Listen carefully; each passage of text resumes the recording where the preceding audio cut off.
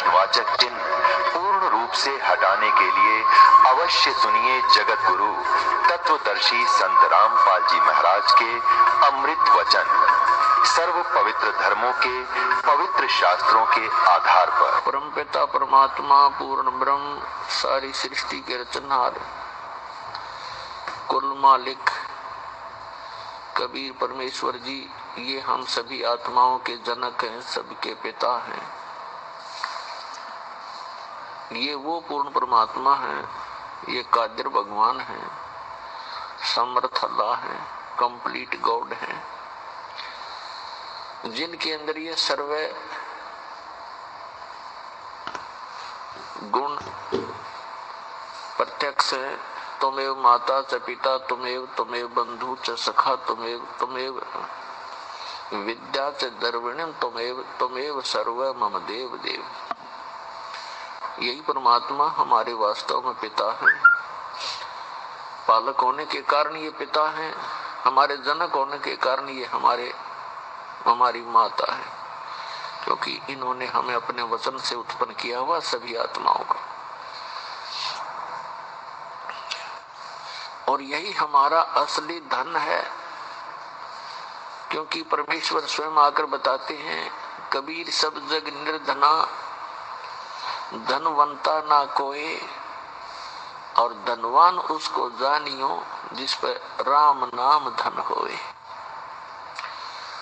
फिर परमात्मा बताते हैं, राम रटत कोड़ी ही भलो,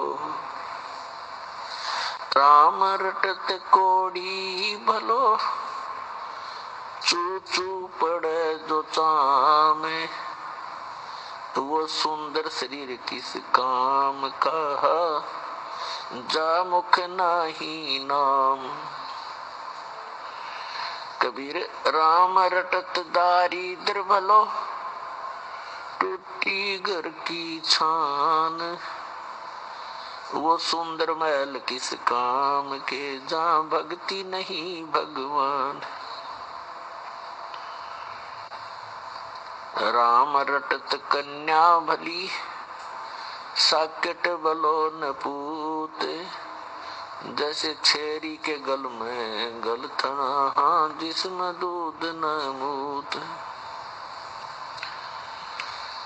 कबीर जिव्या तो आए भली, जो रटे हरि नाम, नहीं तो काट के फेंक दियो, ये मुख में भलो ना चाम।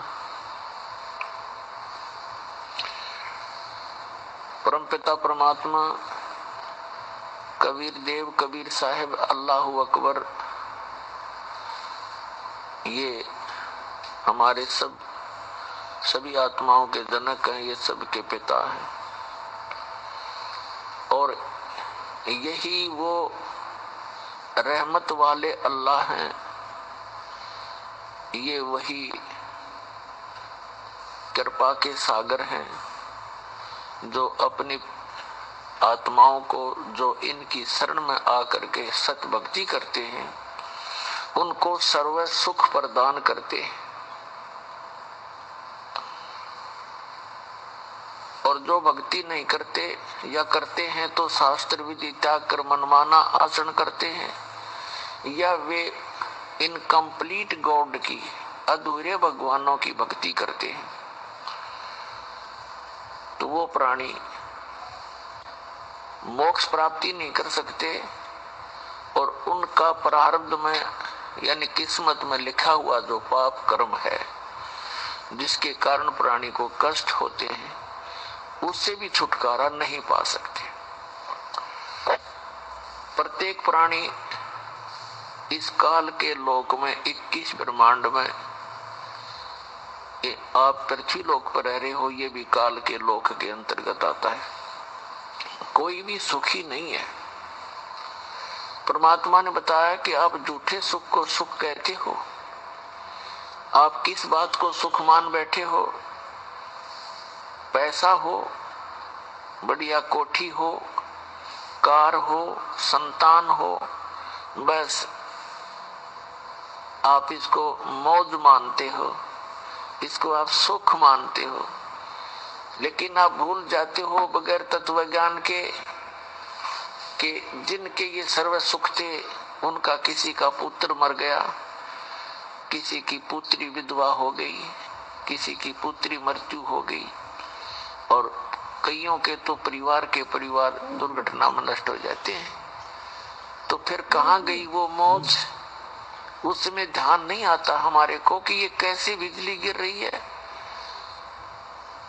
क्यों तो हम मर रहे हैं, क्यों जन्म रहे हैं, इसके पीछे कारण क्या है? तो ये परमात्मा ने आके बताया, जो हमारे पिता हैं, और हम गलती से यहाँ आगे थे इस काल के साथ मेला देखने, और इस मेले में हम भी चल गए, अपने परमात्मा से बिछुड़ गए। अब वो परमात्मा यहाँ आता है हमें समझाने के लिए कि जिस स्थान पर आप रह रहे हो ये स्थायी स्थान नहीं है, ये तो एक मेला है। कोई 10 वर्ष रह सकता है, कोई 20 वर्ष, कोई 50 वर्ष, कोई 60 और 100 वर्ष, उसके बाद सभी ने यहाँ से जाना पड़ेगा। और यहाँ आप एक दूसरे से अस्थायी तौर पर जुड़े हुए हो, जैसे मेले में मित्र बन जाते हैं। आपका परिवार इतना ही समझो। तो वो आकर जब हमें बताना चाहते हैं तो हम यहाँ इस काल के जाल में फंस चुके होते हैं, और ये काल एक विलियन है, खलनायक है। इसकी चेष्टा रहती है कि यहाँ मेरे जाल में फंसे हुए सभी आत्माओं को इतना भ्रमित कर दूं कि ये अपने पिता को पहचान भी ना सके। और इसने ऐसा ही कर रखा है। जब वो परमात्मा यहाँ आते हैं स्वयं, तो उस समय हम उसको पहचान नहीं पाते, और झूठे ज्ञान के आधार से, भ्रमित ज्ञान के आधार से हम अपने ही पिता का विरोध करके इस काल कसाई के जाल में फंसे ही रह जाते हैं। वो परमात्मा स्वयं आते हैं और अपना ज्ञान कराने की चेष्टा भी कराते हैं, और हमें ये भी बताना चाहते हैं कि तुम यहाँ के वासी नहीं हो, और ये तुम्हारा सही ठिकाना नहीं है। क्या बताते हैं कि पहले गए, जो पहले मृत्यु को प्राप्त हो चुके हैं, उन्होंने तो कभी किसी को आकर बताया नहीं हम कहाँ गए, और शेष जो बचे हैं ये भी ऐसे ही चले जाएंगे। और जो भक्ति साधना, जो क्रियाएं आप आजीवन करते हो, ये इस काल के जाल में फंसे रहने की सुव्यवस्था है। उसके लिए सत भक्ति करनी पड़ती है, उस साहेब की भक्ति करनी पड़ती है, समर्थ भगवान की, कंप्लीट गॉड की। और वो भक्ति केवल वो स्वयं ही आकर बताते हैं। जब वो बताने आते हैं तब तक हम इन नकली गुरुओं, आचार्यों, शंकराचार्यों, काजी और मुल्लाओं और इन पीरों के द्वारा इतने भ्रमित कर दिए जाते हैं कि हम परमात्मा के उस ज्ञान को स्वीकार नहीं कर सकते, नहीं कर पाते। पुण्यात्माओं, इसके पीछे क्या कारण रहा कि हम सभी अशिक्षित थे, और प्रत्येक धर्म के धर्मगुरु कुछ एक व्यक्ति होते थे जिनको हम ये मानते थे कि ये सभी सदग्रंथों से, अपने अपने धर्म के सदग्रंथों से पूर्ण परिचित हैं, विद्वान पुरुष हैं, जिस कारण से हमने उनके किसी भी बात पर डाउट नहीं हुआ, अविश्वास नहीं हुआ। और अभी तक हम उनके द्वारा दिए गए लोकवेद, दंत कथा को आधार मानकर अपना जीवन जी रहे थे। परमात्मा को पता था कि तब तक मुझे नहीं पहचान पाओगे जब तक ये स्वयं शिक्षित ना होंगे। तो पुण्यात्माओं, चौथा युग आ गया है, जनता कभी शिक्षित नहीं थी, क्योंकि ये शिक्षा एक अभिशाप है इस जीव के लिए, और वरदान भी है। अभिशाप तो इसलिए है कि इसमें हम ज्यादा चतुर बन गए, और संसारिक सुख सुविधाओं को प्राप्त करने की दौड़ हमने बहुत स्पीड तो लगा रखी है। एडी से चोटी का जोर केवल माँ इकट्ठी करने में लगे, अभिमानी हो गए। छोटी सी पोस्ट पर मिल जाती है हवा में उड़ जाता है, सीधे मुंह बात नहीं करता वो व्यक्ति। और पहले अपने बुजुर्ग थे, आए का आदर करते थे, प्यार से बोलते थे, विनम्र रहते थे। तो विनम्र व्यक्ति के साथ भगवान रहता है। जिसमें जरा सा भी अभिमान आ जाता है उससे भगवान दूर हो जाता है। केवल वो अपना फिर कर्म ही प्राप्त करता है पूर्व जन्म का, उसको अन्य कोई लाभ नहीं मिल सकता। तो अब परमात्मा ने आप जी को शिक्षित बनाया है। अब ये शिक्षा आपके लिए वरदान सिद्ध होगी कि आप परमात्मा को पहचान सकोगे, अपने सदग्रंथों को स्वयं पढ़ सकते हो, निर्णय ले सकते हो। और इस मनुष्य जीवन का मूल उद्देश्य केवल परमात्मा प्राप्ति, भक्ति करके सतलोक जाने के लिए ही ये मनुष्य जीवन प्राप्त होता है। जो क्रियाएं हम करते थे, संतानों उत्पत्ति, उनकी परवरिश में सारा जीवन लगाकर हम ये कहा करते थे, हमारे बुजुर्ग, हमने देखा सुना कि मेरा काम पूरा हो गया, बच्चों का विवाह कर दिया, परमात्मा ने उनका संतान दे दी, अपने पैरों पर खड़े हो गए, अब मेरी बेशक मृत्यु होगी, हो जाओ, मेरा काम पूरा हुआ।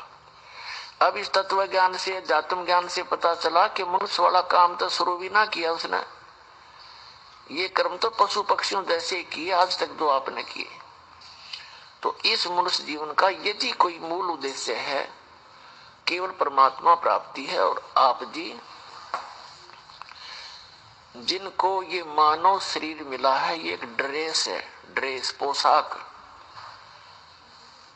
इसको संत भाषा में चोला बोलते हैं, चोला यानी कपड़ा। तो ये वस्त्र आपको अन्य प्राणियों से भिन्न प्राप्त है, तो इसका कोई काम भी भिन्न है। और उस काम के बिना इस मनुष्य जीवन का कोई यूज नहीं, चाहे कितने कोठी बना लो, फैक्ट्री लगा लो, या चाहे कितनी कार खरीद लो, एक सेकंड में मृत्यु हो जाती है, सब कुछ धरा धराया रह जाता है। और हाथ मसलता हुआ हारे हुए ज्वारी की तरह यह प्राणी यहाँ से शरीर छोड़कर चला जाता है। जो भक्ति नहीं करता और भक्ति कर रहा है नकली गुरुओं के पास, वो भी हारे हुए ज्वारी की तरह ही जाएगा। तो पुण्यात्माओं, आप जी को ये ड्रेस अलग मिली है, इसका काम भी भिन्न है। जैसे बच्चे विद्यालय में जाते हैं, विद्यार्थी की ड्रेस, उनकी पोशाक भिन्न होती है। और अन्य जो मजदूरी करते हैं या खेतों में काम करते हैं या कोई अपनी अन्य दुकान आदि कार्य करते हैं, मजदूरी करते हैं, तो उनकी ड्रेस पोशाक भिन्न होती है। और जिनको ड्रेस में पहनकर जाते हैं, जो विद्यार्थी हैं, उनको फ्री कर दिया जाता है परिवार की तरफ से कि बेटा और बेटी तुम अपनी शिक्षा ग्रहण करो, अपना भविष्य बनाओ। और यदि वो बच्चे उस शिक्षा काल में, विद्यार्थी जीवन में अपना उद्देश्य को ध्यान में ना रखकर, पढ़ाई ना करके कोई सिनेमा देखता है, कोई ताश खेलता है, या कोई ऐसे ही गप्पे मारता रहता है, तो उनको फिर बाद में बहुत पछताना पड़ता है जब वो उनका विद्यार्थी जीवन समाप्त हो जाता है। एक समय एक व्यक्ति सड़क के ऊपर, रोड के ऊपर वहां मिट्टी डाल रहा था, मजदूरी कर रहा था। वहीं पर उसी रोड का इंचार्ज एक एक्सियन आया, एग्जीक्यूटिव इंजीनियर, और वो जब आकर इंस्पेक्शन करके चला गया, तब वो टोकरी डाल रहा व्यक्ति, वो मजदूर कहता है कि ये एक्सियन, इसका ये नाम है, ये मेरा सहपाठी था, मेरा क्लास फेलो था, मेरे कर्म फूट गए, मैं पढ़ा को नहीं, बकवाद करता रहा, सिनेमा देखता रहा, हम इकट्ठे ही इंजीनियरिंग कर रहे थे, +2 करके, 12वीं करके, और मैं पढ़ा नहीं, आज ये एक्शन लग के कारों में घूम रहा है और मैं मजदूरी कर रहा। तो परमात्मा कहते हैं आप यूं पछताओगे जिनको मानव शरीर प्राप्त है। ये विद्यार्थी हो तुम, और जो बच्चे इधर ध्यान देंगे, अपना इस मूल उद्देश्य को पूरा कर लेंगे, सत्य भक्ति पूर्ण संत की खोज करके सत्य भक्ति करके, ये तो चले जाएंगे सतलोक में, जहाँ कोई सुख कोई दुख नहीं, सुख ही सुख है। और फिर कभी मृत्यु नहीं होगी, कभी वृद्ध अवस्था आपको नहीं सतावेगी। वहां वो सृष्टि है रहने की। ये तो सजा प्राप्त प्राणी यहाँ पर डाल दिए गए हैं जिन्होंने वहां गलती की थी एक बार। तो जो यहाँ से सत भक्ति करके चले जाएंगे तो वो तो सुख पाएंगे उसे जो पढ़कर एक्शन लग गया, और दूसरे दुख पाओगे जो इस मनुष्य जीवन के अंदर केवल राजनीति में, कोठी बनाने में, बंगले बनाने में, गुटी सूटी लाने में और बेमतलब की बकवास करके अपना जीवन व्यर्थ कर जाते हैं। वो ऐसे पछताएंगे जैसे वो मजदूर पछता रहा था, फिर गधे कुत्ते बनकर मजदूर लगेंगे। इसलिए परमात्मा ने आकर स्वयं ज्ञान दिया है कि आप भक्ति करो, और जो भक्ति नहीं करते वो चाहे भले ही आज आपको सुखी नजर आते हैं, वो उनके पूर्व जन्म की शुभ कर्मों की बैटरी चार्ज है, आगे चार्जर लग नहीं रहा। तो जब तक पूर्व जन्म की बैटरी चार्ज है यानी पुण्य कर्म है वो उनके चलेंगे, तब तक तो उसको कोई परेशानी नहीं होगी। और जब परेशानी आने लगेगी, बैटरी डिस्चार्ज होगी, पुण्य क्षीण हो जाएंगे, फिर उस पर कहर पे कहर टूटेंगे। तो इसलिए जो आज सुखी है उसको भी चार्जर लगाना पड़ेगा, यानी सत भक्ति रूपी ये साधना इस दास से प्राप्त करनी पड़ेगी। क्योंकि विश्व के अंदर इस दास के अतिरिक्त किसी के पास सत भक्ति नहीं और सच्चा ज्ञान नहीं, सब गलत ज्ञान प्रचार कर रहे हैं।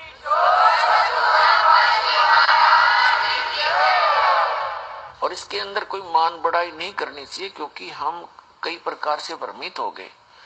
जैसे किसी व्यक्ति ने किसी भयंकर रोग की दवाई खोज ली तो उसके पास दवाई लेनी चाहिए, चाहे राष्ट्रपति का रोग हो उसने भी जाना चाहिए, इसमें क्या दिक्कत है।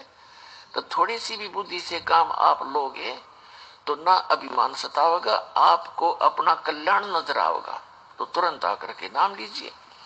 परमात्मा कहते हैं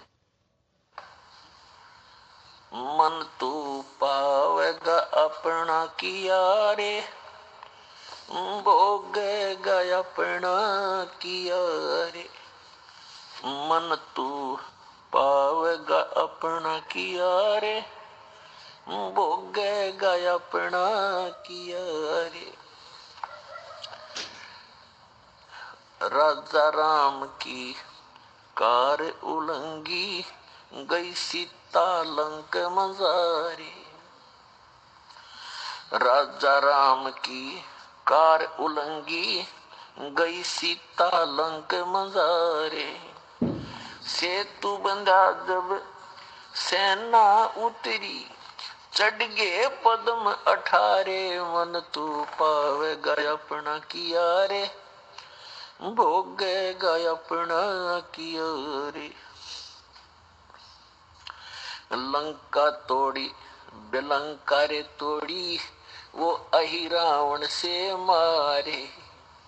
लंका तोड़ी बेलंका गया अपना किया रे, भोग गया अपना किया रे। प्रहलाद पैज परवान करी है, दर नरसिंह अवतारे।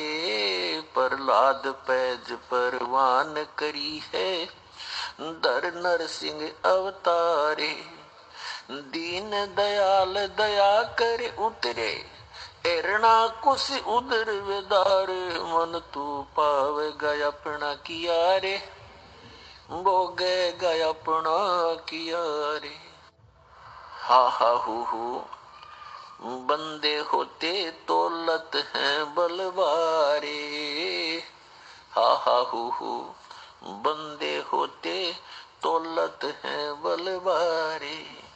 गज और गरावणे भव सागर, 10 सेंस अधिकार।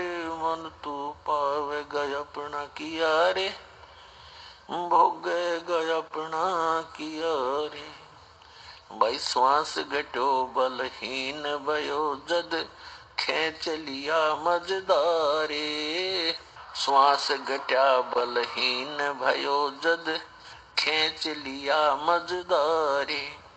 अर्ध नाम रसना से टेरा वो सुमृत है रंकारे। मन तू पाव गय अपना किया रे। भोग गय अपना किया रे। भाई नारद मुनि तेर काली रे योगी जिन मन गर्भ किया रे। नारद मुनि तेर काली रे योगी जिन मन गर्भ किया रे। पल में पूत बहतर जाए ये रोवत केस उपाड़े। मन तू पाव गय अपना किया रे। भोग गय अपना किया रे। भाई कृष्ण गुरु दुर्वासा होते 56 कोटि सिंगारे। कृष्ण गुरु दुर्वासा रे होते 56 कोटि सिंगारे। अम्बरीश के चले अपुठे वो दुर्वासा से हारे। मन तू पाव गय अपना किया रे। भोग गय अपना किया रे। भाई दुर्योधन और दुशासन को द्रौपदी चीर उतारे।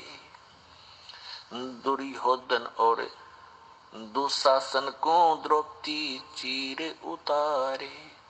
अंधे को पीन दई थी वो बढ़ गए अंत अपारे। मन तू पाव गय अपना किया रे। भोग गय अपना किया रे। भाई भीष्म पिता और द्रोणाचार्य कर्ण से बाणों मारे। भीष्म पिता और द्रोणाचार्य ये कर्ण से बाणों मारे।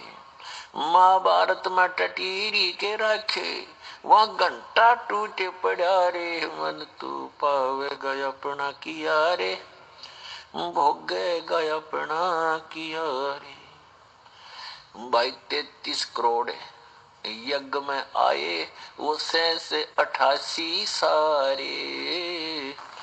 33 कोटि जग में आए 88 सारे। 12 कोटि वेद के वक्ता वहाँ सुपच का शंख बजारे। मन तू पावे गय अपना किया रे। भोग गय अपना किया रे।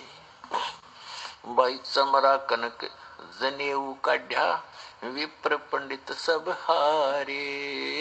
चमरा कनक जनेऊ काढ़ा पंडित विपर सब हारे। जुल्हे के घर बालद आई वो केसों से बन जा रे। मन तू पाव गय अपना किया रे। भोग गय अपना किया रे।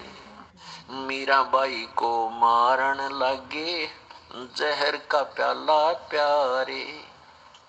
मीराबाई को मारन लगे जहर का प्याला प्यारे। पीवत ही अमृत हो लाग्या हो गया सर्द ही और। मन तू पाव गय अपना किया रे। भोग गय अपना किया रे। कंस केसी चानौर खपावण जीतन मल अखारे। कंस के चानौर खपावण जीतन मल अखाड़े। कृष्ण को तो यश दिया ये कबीर न कारज सारे। मन तू पाव गय अपना किया रे। भोग गय अपना किया रे। भाई शंखों कृष्ण करें खवासी धन तू सिरजन हारे। शंखों कृष्ण करें खवासी धन तू सिरजन हारे। दास गरीब करे को सरवर ऐसा शीश हमारे। मन तू पाव गय अपना किया रे। भोग गय अपना किया रे। मन तू पाव गय अपना किया रे। भोगेगा अपना किया रे। पुण्यात्माओं, ये जो वाणी दास ने आपको सुनाई है, ये आदरणीय गरीबदास साहिब जी ने अपने मुख कमल से बोली है, लेकिन ये ज्ञान गॉड गिवन है। पूर्ण परमात्मा, वो समर्थ परमात्मा जो कंप्लीट गॉड है, पूर्ण परमात्मा कबीर साहिब जी आदरणीय गरीबदास साहिब जी को आकर मिले थे। खेतों के अंदर जब वो गऊ चरा रहे थे, 10 वर्ष के बालक पाली गए हुए थे, गवाले थे, और भी बहुत से गांव के व्यक्ति बड़े छोटे अन्य भी अपने अपने गऊओं को इकट्ठा ही चरा रहे थे। तो वहां परमात्मा आए थे, एक जिंदा महात्मा का रूप बनाकर, एक साधु संत का रूप बनाकर, और गरीबदास जी की आत्मा को निकाल के सतलोक लेकर गए थे। ऊपर के ब्रह्मांडों का सारा विवरण दिखाया था, ब्रह्मा विष्णु महेश के लोक दिखाए, धर्मराज का लोक दिखाया, क्या क्या यहाँ की व्यवस्था है, आप यहाँ जन्मते मरते क्यों हो, इसका कारण क्या है, ये सब उनको प्रत्यक्ष करवाया था। किनको? आदरणीय गरीबदास साहिब जी को। आदरणीय गरीबदास साहिब जी को फिर परमात्मा अपने सतलोक लेकर गए थे, जिसे सचखंड कहते हैं, जिसको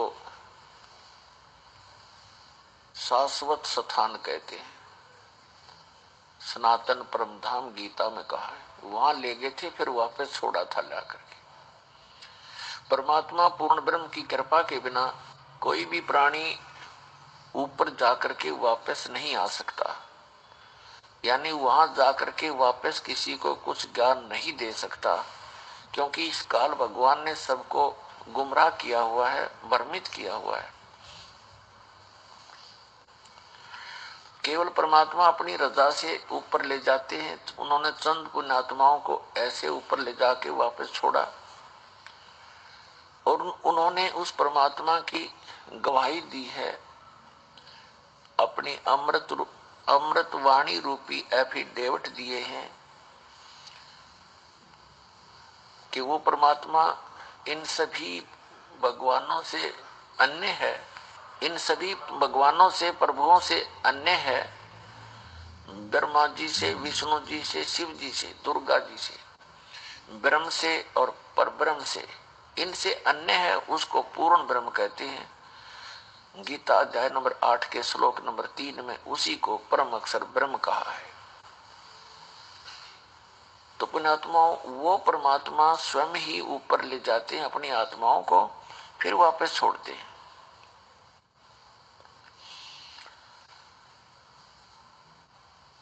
और फिर वो आकर के भगवान के विषय में जानकारी देते हैं। उनमें से एक गरीबदास जी हैं, जो परमात्मा से प्राप्त यथार्थ ज्ञान के आधार से क्या बता रहे हैं कि जिस लोक में आप रह रहे हो, ये तो केवल भक्ति करने के लिए आपको मानव शरीर दिया जाता है इस लोक में।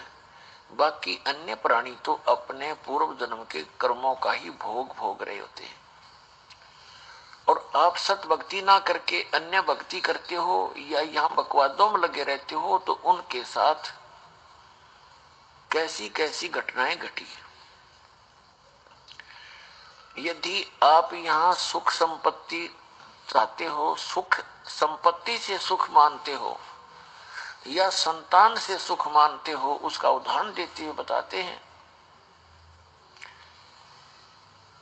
सर्व सोने की लंका होती रावण से रणधीरम, एक पलक में राज विराजी वो जम के पड़े जंजीरम, मन तो सुख के सागर बस रे भाई और ना ऐसा यस रे।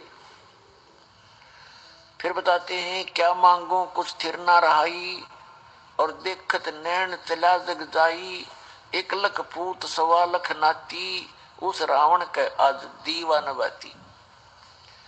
यदि आप यहाँ संपत्ति चाहते हो, बड़ी बड़ी हवेली बनाना चाहते हो, कई कई मंजिल की कोठियां बनाना चाहते हो और उसके ऊपर अच्छी मार्बल वगैरह लगा कर अपनी शान और शौकत बनाकर आप खुश हो, उसको संकेत देते हैं कि श्रीलंका का राजा जो रावण था उसने सोने के महल बना रखे थे, सोने की ईंटों से, और उसके 1 लाख पुत्र थे। और ऐसे को वध करने वालों का जो सत भक्ति नहीं करते, रावण भक्ति भी करता था लेकिन भगवान शंकर की करता था, तमोगुणी शंकर की। और ये भगवान आपको केवल वर्क डन ही दे सकते हैं, जैसा करोगे वैसा ही पाओगे, इसमें कोई परिवर्तन नहीं कर सकते। और वो समर्थ परमात्मा जो पूर्ण ब्रह्म है, सत्य पुरुष है, अकाल मूर्त है, वो कबीर देव है, कबीर साहब है, जो काशी में बनारस में धानक रूप में आए थे। 120 वर्ष रहे, वो ये ज्ञान ही दिया करते थे और एक झोपड़ी में बैठकर सारे ब्रह्मांडों का संचालन भी करते थे और हम सबका पालन पोषण भी करते थे। वो पूर्ण परमात्मा है। जब तक हम सत भक्ति नहीं करते हो तो अपना कर्म ही मिलता है। तो यहाँ याद दिलाना चाहते हैं, यदि तुम संतान ही परमात्मा से मांगते हो या आपको संतान प्राप्त है, बेटा और बेटी, उनकी अच्छी कोई व्यवस्था है, उनके बढ़िया रोजगार चल रहे हैं और आप निश्चिंत होकर बैठ गए हो, मूल उद्देश्य भूल गए हो भगवान का, तो आपकी भूल है। 1 लाख पूत 1.25 लाख नाती, और उस रावण का कोई दीवा न बाती, दीपक लगाने वाला नहीं शेष बचा। तो इस गंदे लोक में आप इन्हीं व्यवस्थाओं से संतुष्ट हैं, तो आपका भूल लाग रही है। उस भूल को तोड़ने के लिए परमात्मा आते हैं या अपना कोई दास भेजकर आपको सजग करते हैं कि आप अपना मूल उद्देश्य भूल चुके हो। उसके लिए याद दिलाते हैं कि जो भक्ति करते हैं उनकी भगवान मदद करते हैं। जैसे इसमें एक प्रसंग आया है कि लंका तोड़ी, बिलंका तोड़ी और अहि रावण से मारे, 10 मस्तक रावण के काटे और विभीषण को राज दिया रे। परमात्मा कहते हैं यदि तूने यहाँ की थोड़ी बहुत सुख सुविधाएं भी चाहिए तो वो भी हम देंगे, और जो हम देंगे वो तेरे अनुकूल होगी। और आप अपने प्रयत्न से यहाँ की सुख सुविधाएं प्राप्त करना चाहोगे तो आप गलती पे गलती करोगे, कहीं रिश्वत लोगे, सैकड़ों झूठ बोल के कोई माल बेचोगे, मिलावट करोगे, वो आपके लिए कहर साबित होगा एक दिन। तो ऐसी गलतियां ना करना। फिर बताते हैं,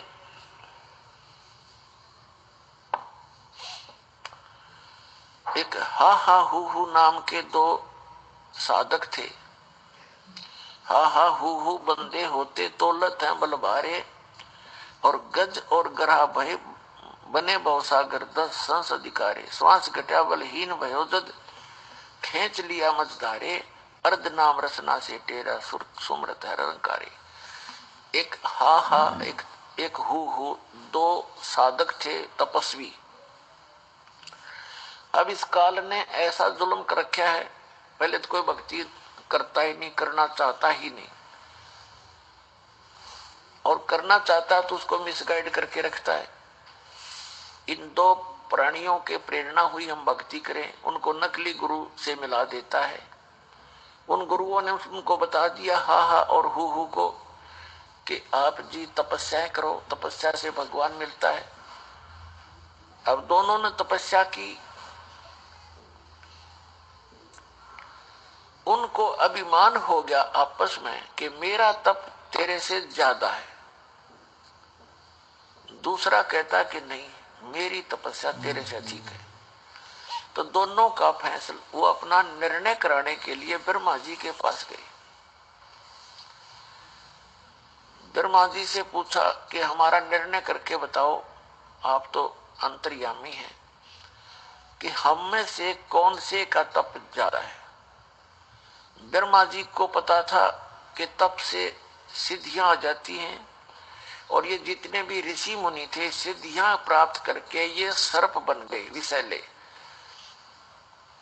इनके जरा सी भी कोई प्रतिकूल बात कर देता था उसको श्राप दे देते, और जिसका खामियाना श्री विष्णु जी ने भी भोगना पड़ा, जिस कारण से ब्रह्मा जी ने अपने सिर से बला टाल दी और कहा भी मैंने ना इतना कोई तुम्हारे जैसा जितना तप किया, और मुझे तो ये सृष्टि के कार्य में बहुत व्यस्त रहना पड़ता है, आप श्री विष्णु जी के पास जाओ। वो विष्णु जी के पास आ गए, विष्णु जी से भी यही प्रार्थना करी, विष्णु जी के भी यही मन में शंका आई कि यदि मैंने, जैसे ब्रह्मा जी ने भी ये सोचा था, यदि मैंने एक व्यक्ति को कह दिया, एक को तो कहना पड़ेगा तेरा ज्यादा तेरा कम है, तो जिसको भी कम बता दिया वो श्राप दे देगा, वो डर गया, इसलिए अपने सिर से बला टाल दी।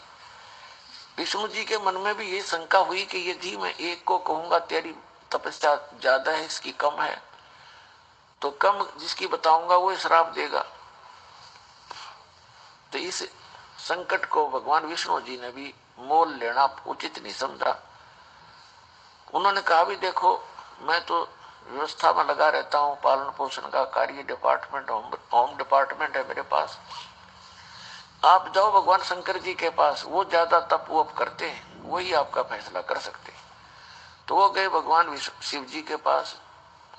अब भगवान शिव जी ने भी सोचा भी एक को तो कहना पड़ेगा तेरी कम है इसकी ज्यादा है, तो ये है सर्प डस देंगे। उन्होंने भी अपने सिर से बला टाल दी कि अभी एक मतंग नाम के ऋषि हैं पृथ्वी पे, वर्तमान में वही बता सकते हैं, वो बड़े साधक हैं, बड़े तपस्वी हैं, आप वहां जाइए।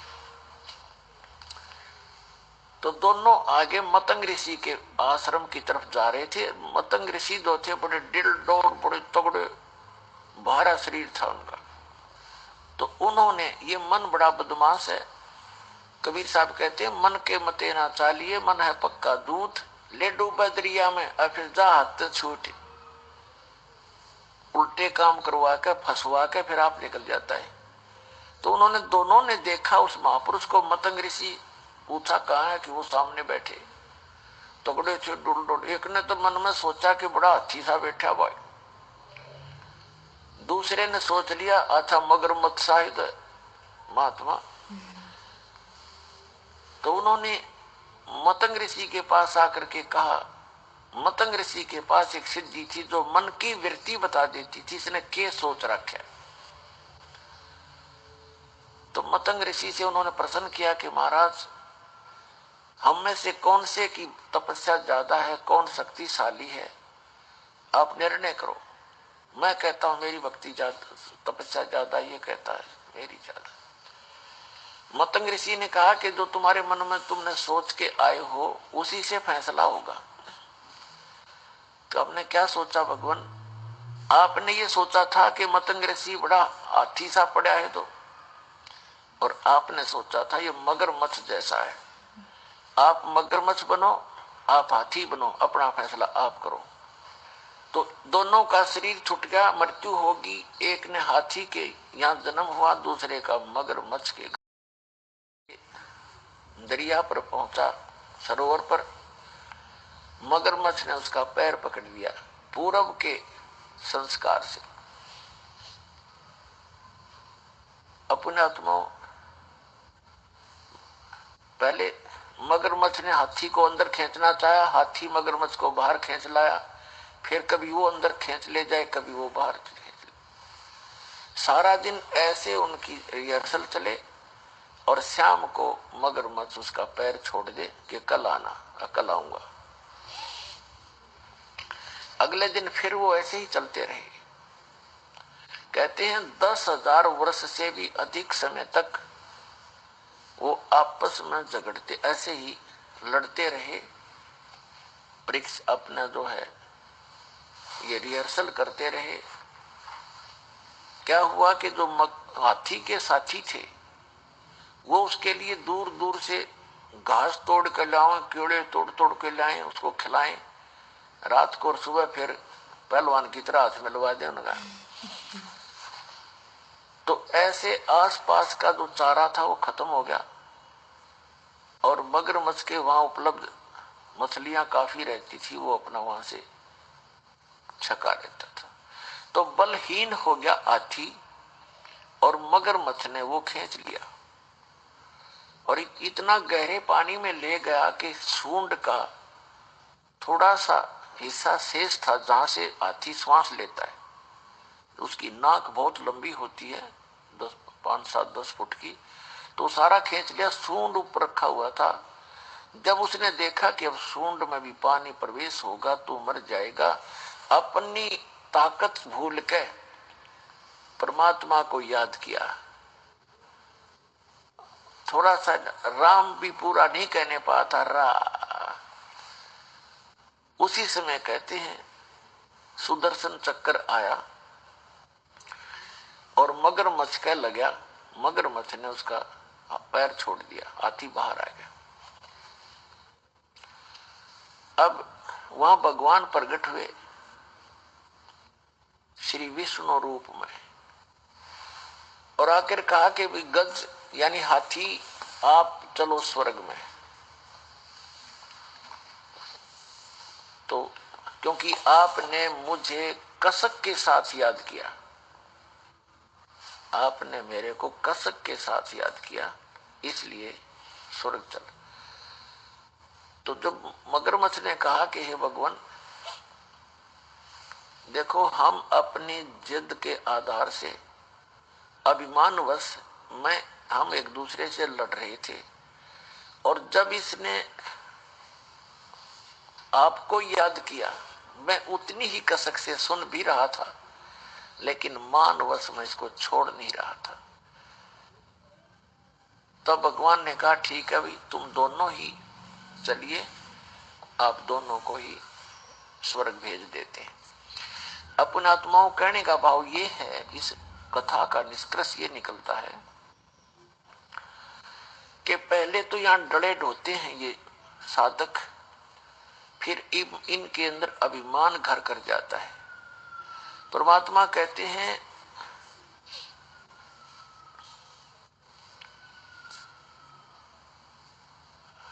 सत्संग की आधी घड़ी और तप के वर्ष 1000 तो भी बराबर है नहीं, कहें कबीर विचार। अब इससे क्या निष्कर्ष निकलता है कि पहले से डरे ढोते हैं, फिर इनमें अभिमान हो जाता है। इन सिद्धियों के कारण एक दूसरे से प्रभु भाग जाते हैं, किसी की हानि ज्यादा कर देते हैं तो लोग उससे डरने लग जाते हैं, उसको पूजने लग जाते हैं ऋषियों को, और किसी को वो थोड़ा मोटा लाभ दे देते हैं अपनी पुण्य से, और उनकी अपनी बैटरी डिस्चार्ज होती जाती है और थोड़ा बहुत राहत दूसरे को दे सकते हैं। दूसरा ये निष्कर्ष निकला कि तप से तो कोई बात बढ़ी नहीं, लास्ट में उन्होंने परमात्मा को कसक के साथ याद किया तो उससे उनको जो लाभ मिला वो हजारों वर्षों के तप से भी नहीं मिला था। तो परमात्मा कहते हैं चाहे कितना ही तुम तप करो, कितनी अन्य क्रियाएं करो, यदि आपके पास भक्ति नहीं है, आपके पास नाम सही नहीं है, तो आप जी वो उस सतर का भी लाभ प्राप्त नहीं कर सकते जहां की आप इच्छा रखते हो। जैसे कोई श्री कृष्ण की पूजा करता है, कोई विष्णु जी की पूजा करता है विष्णु रूप में, कोई भगवान शंकर की करता है, तो कहते वहां के सतर का लाभ भी आपको उनके मंत्रों से ही होगा, जो मूल मंत्र है, मूल नाम है उनके। और दूसरा जो निरंकार, यहाँ पर तीसरी जो बात क्लियर ये होगी आपको कि जैसे उसने रा कहा था, भगवान को याद करना चाहा था, तो इसको ररंकार धुन कहते हैं। ररंकार धुन, ररंकार जैसे ये राधा स्वामी वाले नाम देते हैं, ओंकार, ज्योत स्वरूपी ररंकार। तो जो ररंकार है न, पता नहीं ररंकार होता क्या है। जैसे इंसान मरते हुए भगवान को याद करता है विशेष कसक के साथ, वो ररंकार धुन है, ररंकार लौ है उसकी, वो ररंकार लगन है। जैसे हाथी ने मरते हुए रा गया था, ऐसे जो कसक के साथ मालिक याद किया जाता है, यानी उसकी कीमत अलग से होती है। तो भक्ति करने वाले के लिए संदेश है कि जब आप कोई भी नाम का जाप करें, उसको विशेष कसक के साथ करें, फॉर्मेलिटी सी ना करें। तो उस कसक के साथ लिए हुए नाम का जो लाभ है वो अत्यधिक है, उसका कंप्लीट लाभ है। तो यहाँ कहने का भाव ये था कि पहले तो ये डले डोते हैं, फिर आंडी पाक जा, अभिमान हो जाता है भक्ति करके, और फिर यहीं के यही रह जाते हैं। तो यहाँ जो चौथा कंसेप्ट ये क्लियर हुआ कि जैसे कोई परमात्मा की कथा सुना रहा है कसक के साथ, और सुनने वाला भी सुन रहा है उसी भाव से, तो दोनों को वो ज्ञान लाभ प्राप्त होगा।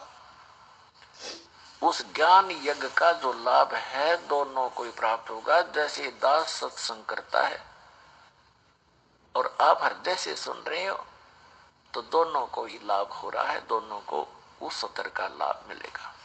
फिर बताते हैं कि दुर्योधन और दुशासन को द्रौपदी चीर उतारे, अंधे को पीन दी थी, वो बद गए अंत अपारे। भीष्म पिता और द्रोणाचार्य कर्ण से बाणों मारे, महाभारत में टटीरी के रखे, वहां घंटा टूट पड़ा रे। अब क्या बताना चाहते हैं कि मन तू पावेगा अपना किया रे, भोगेगा अपना किया रे। दुर्योधन और दुशासन ने द्रौपदी के चीर उतारने का, उसको नग्न करने का प्रयत्न किया, तो उस द्रौपदी का चीर क्यों बढ़ गया?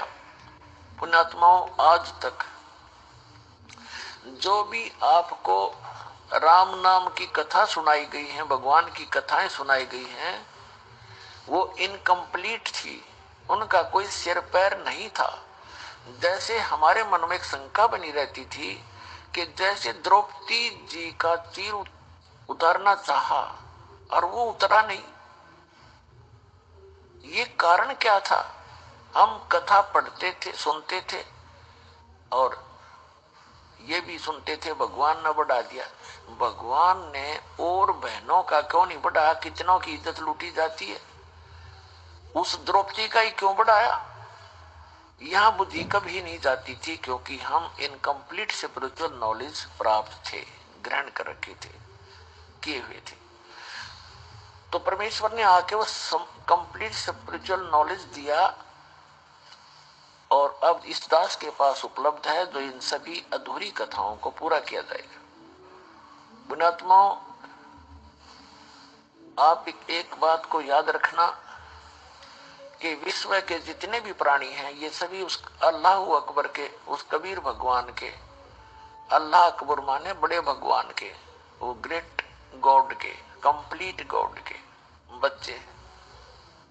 और आज जितने भी पोस्ट प्राप्त हैं, जैसे कोई ब्रह्मा बना है, कोई विष्णु बना है, कोई शिव बना है, या कोई अन्य पोस्ट प्राप्त है, कोई देव बना है, महादेव बना है, और चाहे कोई अन्य यहाँ पृथ्वी के ऊपर राष्ट्रपति बना है, मंत्री बना है, प्रधानमंत्री, मुख्यमंत्री बना है, ये सभी पूर्व की भक्ति किए हुए पुण्यकर्मी प्राणी हैं। अब जैसे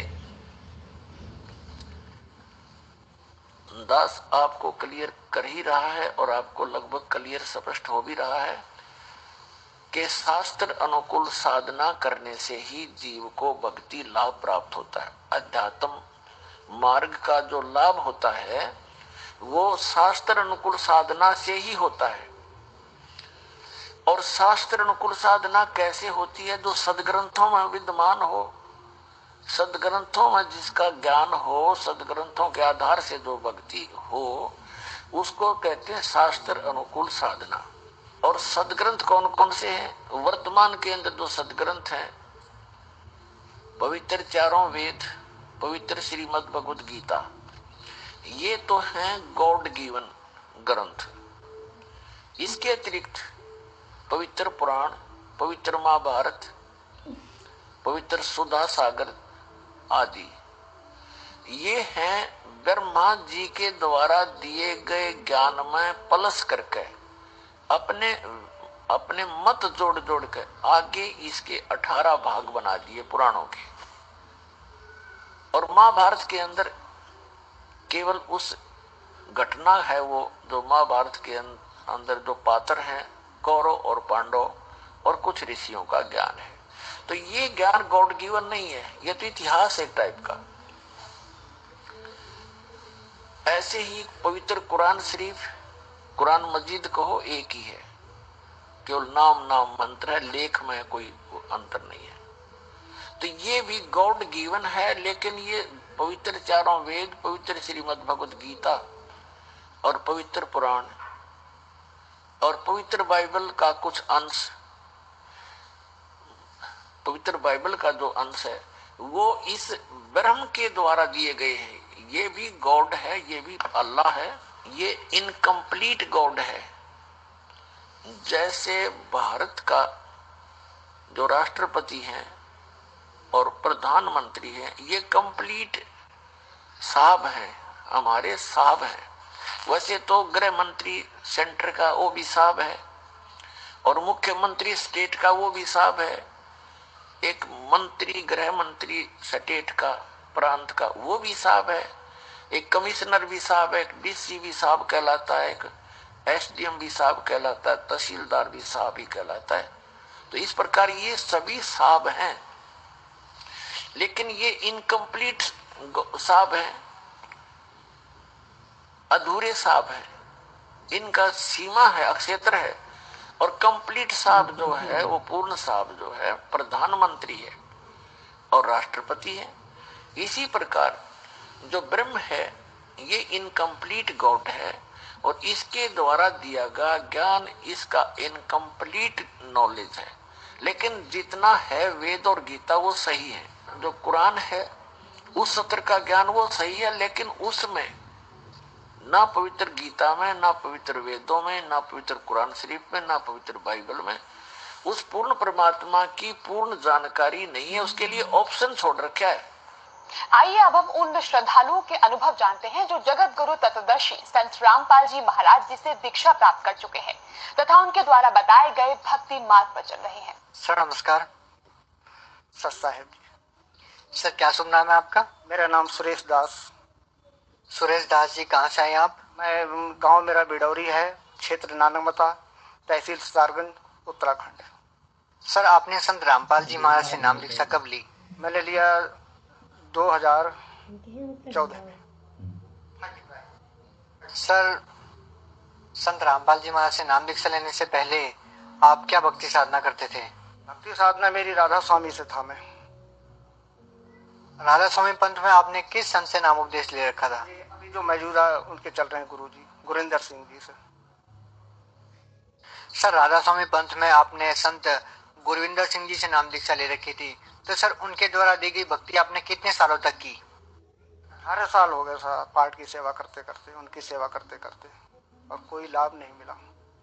और घर की स्थिति मेरी ऐसी हो गई थी, कभी मेरे से बिल जमाने हो रहा है, कभी मतलब कर्ज देने को है, ब्याज दे रहा हूँ तो बिल रह जाता है, बिल दे रहा हूँ तो ब्याज रह जाता था। इतनी स्थिति मेरे घर की खराब हो गई थी और मेरा गांव में थोड़ी विरोध भी होने लगा इस तरह से। सर आपको क्या लगता है कि आपके वहाँ पे सेवा करते करते भी इतने सालों से उनके द्वारा दी गई भक्ति करते हुए भी आपको मतलब लाभ नहीं हो रहा था, बहुत परेशानियों का सामना आपको करना पड़ रहा था?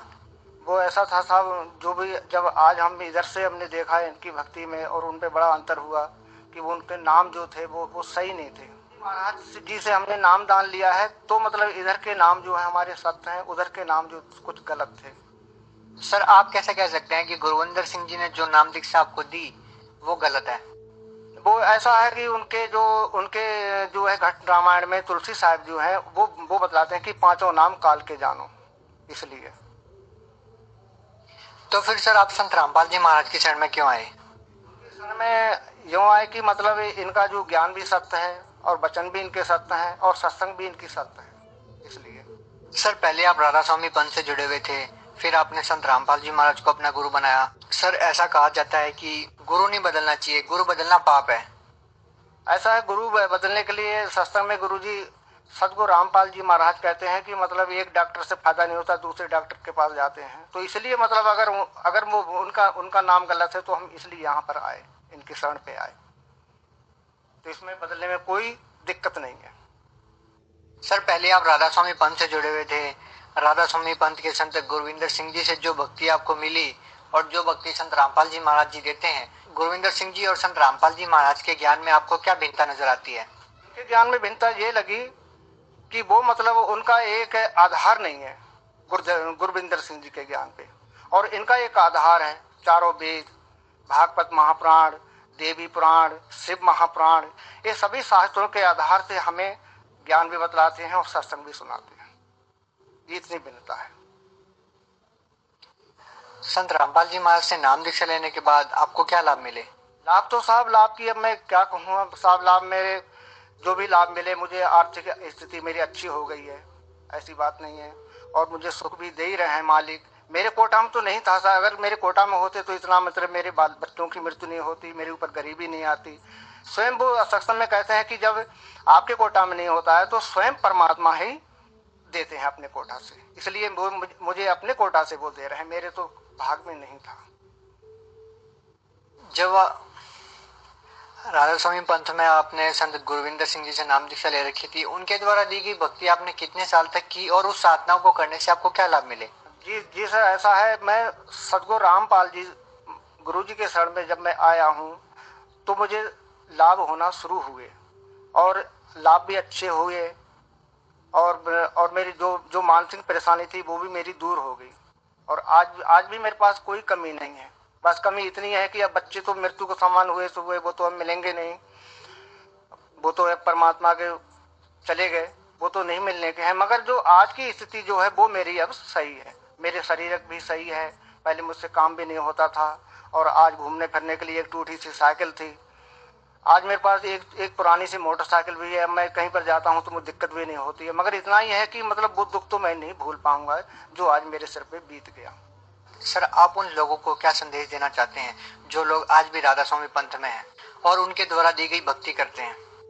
मैं उनको ये संदेश देना चाहता हूँ कि जो आज भी राधा स्वामी से जुड़े हुए हैं वो मतलब वो भक्ति सही रास्ता की नहीं है, और जो भक्ति संत रामपाल जी की है ये प्रूफ के साथ है, इसका आधार है, और जो राधा स्वामी वालों की जो भक्ति है उसका कोई आधार नहीं है, वो निराधार है, शास्त्र के विहीन है। ये मैं कहना चाहता हूँ। सभी जो जितने भी मेरे पार्टी थे, प्रीचर थे और बुक रीडर से, मैं सभी से प्रार्थना करता हूँ हाथ जोड़ करके। सर, आप भगत समाज को क्या संदेश देना चाहते हैं? समाज को यही संदेश देना चाहूंगा कि हाथ जोड़कर मेरी विनती है, चरणों में विनती है, गुरु जी का सत्संग सुने, 7:45 बजे आता है, और आकर के नामदान केंद्र हल्द्वानी में खुला हुआ है, ढकिया नंबर 1 काशीपुर में भी खुला हुआ है, जगह जगह उन्होंने और सत्संग भी दे दिए हैं। ज्यादा संख्या में उनकी संगत में आए और आकर के अपना कल्याण कराएं। जी, बहुत बहुत धन्यवाद आपका।